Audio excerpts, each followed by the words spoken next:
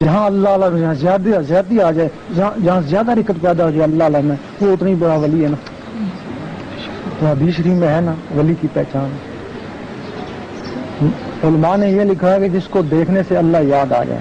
نہیں، ایک لولے لنگڑے کو دیکھ کے بھی اللہ یاد آ جاتا ہے. نہیں، جس کو دیکھ کر اللہ اللہ شروع ہو جاتا ہے. جہاں سے بھی تمہاری اللہ اللہ شروع ہو جائے بس ٹھیک ہے. تمہیں شخصیت سے مطلب تو نہیں ہے نا، نہ چشتی سے، نہ نقشبندی سے، تمہیں تو اللہ سے مطلب ہے نا. کہیں سے بھی اللہ ملے. یہ تو گاڑیاں ہیں، وسیلے ہیں بیچ میں بس اللہ تک پہنچانے. جو وسیلہ جلدی پہنچا دے بس اس پہ چڑھ جاؤ. تو اس کا یہ ہے کہ ہم تمہیں بیعت نہیں کریں گے نا، تمہیں وہ سبق سکھا دیں گے جس سے ولی کی پہچان ہو جاتی ہے. اور پھر جب پہچان ہو جائے گی، جو بھی تمہیں ولی نظر آیا جا کے بیعت ہو جانا. اس کے لیے جو ذکر لیا نا، ذکر کرو، ذکر کی محفل میں جاؤ. ایک دن آئے گا تمہارے اندر اللہ اللہ شروع ہوگا. اب مہدی علیہ السلام بھی آنے والے ہیں نا. اب تو ہم کہتے ہیں اب تو نمازیں وغیرہ سب کچھ ختم ہے، اب تو ان کو پہچاننا. اگر نمازیں تہجد پڑھ کے بھی ان کو نہ پہچان سکے تو تمہاری نمازیں تو گئی ہوگی. تو اس وقت وہ ظہور میں ہے نا، اب ان کی تلاش ہے نا، سب کو تلاش ہے.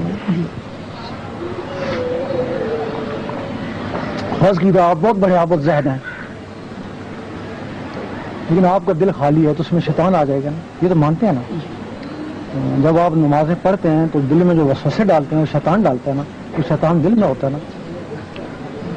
پھر آپ لوگ سننے کہیں گے یہ دجال ہے، آپ کہیں گے میں بہت بڑا نمازی ہوں، پکا سنی ہوں، بریلوی ہوں، میں صرف اس کو دیکھنے کے لیے جاؤں گا. اگر دیکھنے کے لیے جائیں گے نا تو اس میں بڑا شیطان ہوگا نا، تو اس میں چھوٹا شیطان ہے. یہ چھوٹے شیطان کا تابعدار ہو جائے گا. وہ 50,000 علماء اس سے جا کے بیعت ہو جائیں گے. اور اس کے بعد مہدی علیہ السلام آئیں گے. ٹھیک ہے، تمہارے اندر کچھ بھی نہیں ہے، کوئی داڑھی والا بھی نہیں ہے، لیکن تمہارے اندر اللہ اللہ ہے. اللہ اللہ کا معمولی کا نور ہے. تم جب مہدی علیہ السلام کے سامنے جاؤ گے تو وہاں نور کا گولا، یہاں نور کی کرن ہے. یہ اس کو اپنا استاد مان لیں گے نا. اب بتاؤ وہ نمازی بہتر یا یہ ڈاکو بہتر؟ سمجھے؟ یہ ڈاکو بہتر. آخر میں حق کا ساتھ تو دے دیا نا، اور اس نے سب کچھ کر کے آخر میں گنوا دیا نا. تو اب ہم یہ چاہتے ہیں کہ بس ان کی اب چونکہ آ چکے ہیں نا، اب ان کو ساتھ دینے والے بھی چاہیے نا. تو ہم نے تجربہ کیا ہے کہ ان کو ساتھ دینے والے چور ڈاکو ہی ہوں گے، وہ لوگ نہیں ہوں گے. پہلی بات ہے وہ چور ڈاکو دلیر ہوتا ہے، وہ لوگ دلیر بھی نہیں ہے. تو اگر چور ڈاکو نے مہدی علیہ السلام کا ساتھ دے دیا نا تو یہ بھی اس کے خوش نصیبی. کیوں اگر وہ مر گیا نا تو شہیدوں میں مرے گا.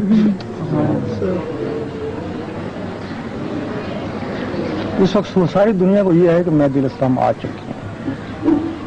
ہم نے بھی اپنے علم سے صاحب لگایا، پتہ لگا آ چکے ہیں. پتہ نہیں کہاں ہیں، کب ظاہر ہوں گے. اور کی بات سرکار میں پچھلے جمعے کراچی سے حیدرآباد آ رہا تھا تو بس کے اندر ایک صاحب سے ملاقات ہوئی. ان کا نام تھا پروفیسر نثار اجمیری. اچھا. وہ نجومی بھی ہیں اور وہ ایک پیر صاحب عبدالرحیم ازمان شاہ صاحب کے مرید بھی ہیں. اچھا.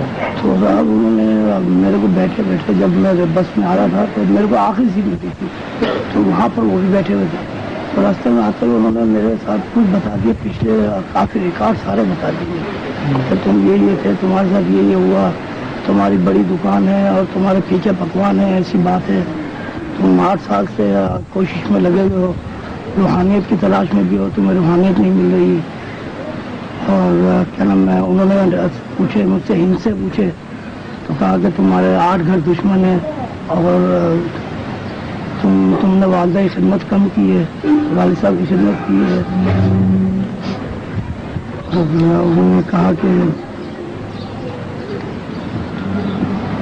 کوئی بزرگ تھے جو کہ تمہارے والد صاحب جن کے پاس جاتے تھے ان کی وجہ سے تم چل رہے ہو، ویسے تمہارے اندر کوئی ایسی بات نہیں ہے.